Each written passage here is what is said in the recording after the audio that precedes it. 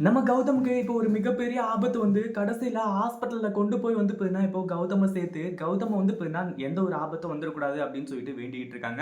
ஒரு பக்கம் எஸ்எஸ்கே இருந்துட்டு வந்து பார்த்தீங்கன்னா, என்னென்ன காரியம் பண்ணி வச்சிருக்காரு அப்படின்றது எல்லாமே நமக்கே நல்லாவே தெரியும். ஏன்னா, அந்த ஒரு அவார்ட் வந்து அவருக்கு கிடைக்கல அப்படின்றதுக்காக ரவுடி கிட்ட சொல்லி கடைசியில கௌதம தீர்த்து கட்ட சொல்லியிருக்காங்க.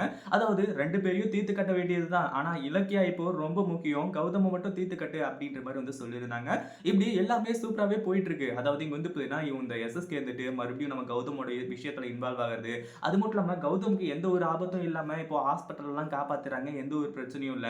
ஆனா இந்த ஒரு விஷயத்துல வந்து பார்த்தீங்கன்னா, அதாவது நம்ம கௌதம்க்கு இப்படி ஆச்சு அப்படின்னு சொல்லிட்டு வந்து கேள்விப்பட்டு, நம்ம ரேவதிய வந்து பார்த்தீங்கன்னா, இப்போ மாஸ் காட்ட போறாங்க. இதுக்கு மேலயும் வந்து பார்த்தீங்கன்னா பொறுத்துட்டு இருக்க முடியாது.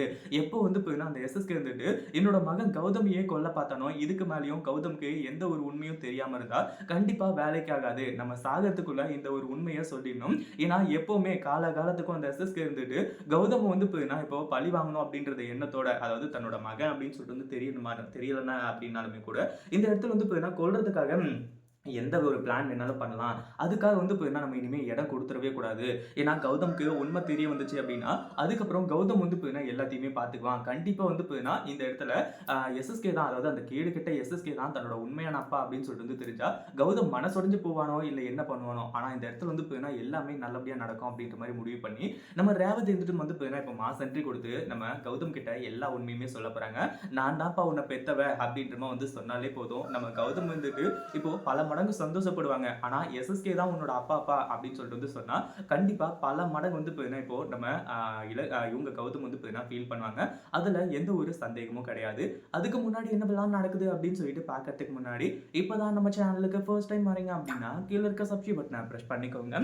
அதாவது இப்ப என்னாச்சு அப்படின்னு பார்த்தீங்கன்னா, இது எதையுமே யாருமே கொஞ்சம் கூட வந்து யோசிக்கவே இல்ல. ஒரு பக்கம் நம்ம இலக்கியாவும் கௌதமும் வந்துட்டு நார்மலா தான் அங்க இருந்துட்டு இருந்தாங்க. அதே சமயம் வந்து இப்போ இந்த மாதிரி ரவுடி என்ட்ரி குடுப்பான். ஒரு பக்கம் எஸ்எஸ்கேவோட ஆள் இருந்துட்டு நம்ம கௌதம வந்து போடுறதுக்கு வருவான் அப்படின்றது நம்ம இலக்கியா கூட எக்ஸ்பெக்ட் பண்ணவே இல்ல. அது மட்டும் இல்லாம ஏற்கனவே இந்த பைரவி வந்துட்டு நம்ம ஜானகியை எந்த அளவுக்கு வந்து ஏத்துன்னு ஏத்தி விட்டுட்டு இருக்காங்க அப்படின்றது நம்ம எல்லாமே பார்த்துட்டு இருந்தோம். அதாவது ஒரு மிகப்பெரிய விஷயத்த சொல்லல அப்படின்னா வந்து ஓகே, இவங்க வந்து கேட்கறதுல நியாயம் இருக்கு. இந்த பைரவி சொல்றத நம்ம ஜானகியும் நம்புறதுல நியாயம் இருக்கு. ஆனா இப்போ வந்து இந்த ஒரு கார் ஓட்டுறது அது எல்லாமே வந்து நம்ம ஜானகி கிட்ட சொல்லல அப்படின்னு சொல்லிட்டு அதே ஒரு பிரச்சனையா வந்து இந்த பைரவி கிளப்பி விட்டு போயிருக்கா. அதுதான் வந்து உண்மையிலேயே மிகப்பெரிய ஒரு அதிர்ச்சியா இருந்துட்டு இருக்கு. ஏன்னா அதுல இருந்தா வந்து எல்லாமே ஸ்டார்ட் ஆகிட்டு இருக்கு. என்ன பண்றது ஏது பண்றது அப்படின்னு சொல்லிட்டு தெரியாமையும் திருத்துன்னு வந்து முடிச்சிட்டு இருக்காங்க. அடுத்ததா இப்ப என்ன ஆச்சு அப்படின்னு பாத்தீங்கன்னா, நம்ம கௌதமுக்கு மட்டும் இவ்வளவு பெரிய ஆபத்து வந்துச்சு அப்படின்னா கண்டிப்பா அது இலக்கியாவால தான் அப்படின்னு சொல்லிட்டு இந்த பைரவி வந்துட்டு வந்து அடுத்தடுத்த கங்கணத்தை வந்து கட்ட ஆரம்பிச்சிருவாங்க. ஏன்னா அப்பதான் வந்து நம்ம இலக்கியாவை சீக்கிரமா நம்ம ஜானகி கிட்ட இருந்து பிரிக்க முடியும் இல்லையா, அந்த ஒரு காரணத்தினால. அதே மாதிரி இப்ப என்னாச்சு அப்படின்னு பாத்தீங்கன்னா, நம்ம கௌதம கொல்ல வந்த அந்த ரவுடி வந்து அடிச்சு துரத்தி விட்டாங்க. ஆனா கௌதமுக்கு தான் வந்து தலையெல்லாம் அடிபட்டு கடைசியில ஹாஸ்பிட்டல்ல கொண்டு வந்து சேர்க்கிற மாதிரி ஆகி போயிடுச்சு. ஒரு பக்கம் ஜானகிக்கு இந்த ஒரு விஷயம் கேள்விப்பட்ட உடனே ஜானகி வந்து பயங்கர அதிர்ச்சியில ஓடி வந்து வந்துட்டு இருக்காங்க. இப்போ என்னாச்சு ஏதாச்சு அப்படின்றது வந்து இந்த இடத்துல யோசிக்கிறதுக்குள்ளேயே இவ்வளவு பெரிய விஷயங்கள்லாம் நடந்து முடிஞ்சு நம்ம கௌதம் வந்து இப்போ ஹாஸ்பிட்டல்ல உயிருக்கு போராடிட்டு இருக்காரு. அதே மாதிரி நம்ம இலக்கியாவுக்கு போன் பண்றாங்க. இலக்கியா வந்து ஃபோன் எடுக்கிறதில்ல. அதாவது ரேவதி ஃபோன் பண்ணும்போது, அதே மாதிரி நம்ம ஜானகிக்கு ஃபோன் பண்றாங்க. ஜானகியும் ஃபோன் எடுக்கிறதில்ல. வேற வழியே கிடையாது. கௌதம்க்கு என்னாச்சோ, ஏதாச்சோ அப்படின்னு சொல்லிட்டு பதறிட்டு நேரா வந்து கிளம்பி இப்போ நம்ம இவங்கள வந்து பார்க்கறதுக்காக ரேவதி வந்து போக ஆரம்பிச்சுறாங்க. அங்க போயிட்டு தான் வந்து இப்ப எல்லா உண்மையுமே சொல்லப் போறாங்க. உண்மையிலேயே இது எல்லாமே வந்து எல்லாருக்குமே மிகப்பெரிய ஒரு அதிர்ச்சி தான். இத பத்தி நீங்க என்ன நினைக்கிறீங்க?